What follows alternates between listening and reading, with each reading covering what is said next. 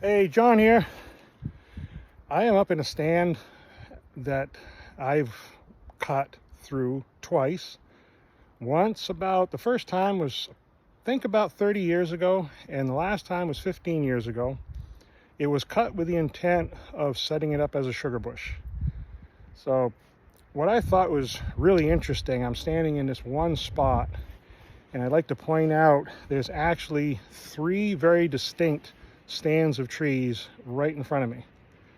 So the first, I'll throw in this clip, and this is what a lot of folks would say, okay, we have a stand of sugar maple.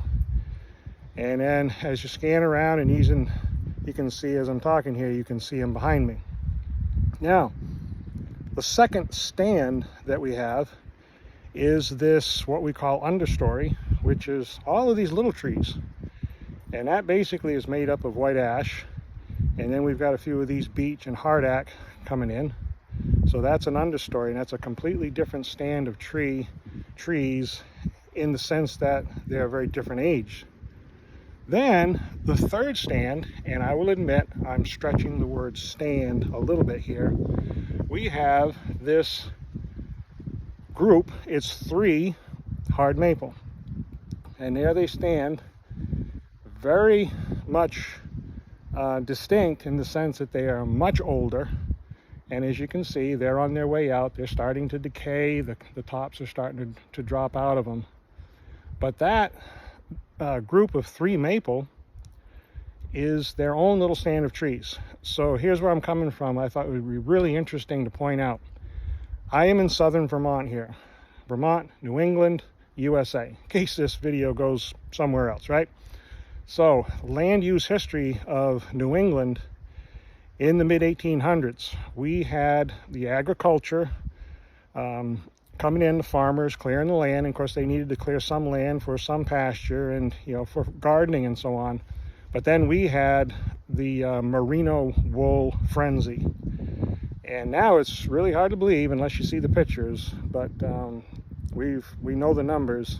Mid-1800s with this merino wool market that everybody got into, they cleared the land, and I mean cleared it. And they tell us that 80% of Vermont was pasture. And I'm sure that roughly the southern half of New Hampshire, the lower part of Maine, you got Massachusetts, Connecticut, they all got into this along with their regular agriculture, right? The milking cows and beef cows and so on. They got into this merino wool market, and they cleared land and made pasture. Then along comes the Civil War, the Industrial Revolution, and there was a just as drastic of that it was when they cleared the land for all the pasture. It was almost just as sudden, if you will, within a few short years, that the pasturing was given up. Now here's what we're looking at right here in front of me. Those three maple were left by those farmers way back when. They can easily be over 200 years old.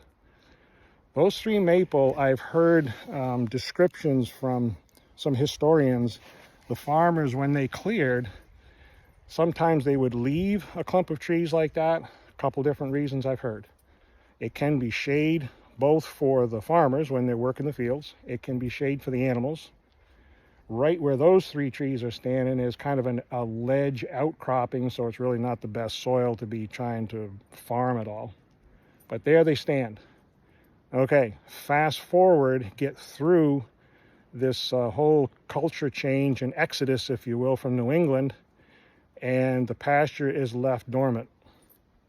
It is a very good chance that those three maple right there are the seed source for the maple you see standing behind me. These trees that are, this stand is roughly 12 to 14 inch, average diameter. These trees came from those three maple. Now, what happened here, the first time I cut this stand would have been what we call a closed canopy forest. In other words, the maple that you see behind me, they would have grown in tight. That's what a natural stand will do. They shade out any kind of growth on the forest floor. I came in and cut it, thinned it out a little bit, nurturing, favoring the maple. That opened up the canopy for the sunlight to start to warm the soil, warm the seeds, and we have this sort of almost the bubbling up, if you will, of all these trees. I came back in 15 years ago and thinned it again. Now here's what I'd like to show you, and I'll give you some close-ups on these pictures, and that is the problem we have with the deer. The deer come through and they just keep gnawing off all of our regeneration that we're trying to grow, and that's what's really frustrating as a logger trying to grow trees.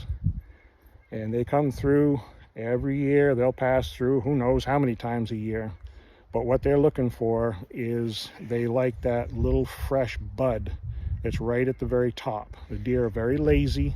They just wander around. Of course, they're trying to survive too, so they're watching for any predators, but basically just meandering through the woods, nibbling off the tops of these trees. The bummer is the deer will nibble off the commercial trees that we're trying to grow. In other words, in New England, we've got our oak, maple, ash, yellow birch. I may be missing one or two, but there's a quick list. Those are the trees that we're trying to regrow as our commercial sawlog products. And the deer, they love that stuff, and they gnaw it off.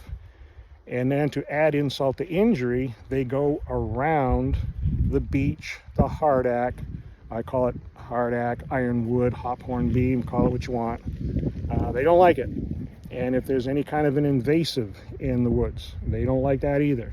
So they literally, by gnawing down our commercial trees, they give room to these other trees that have really little to no commercial value. That stuff grows bigger, faster, taller, overtakes the site.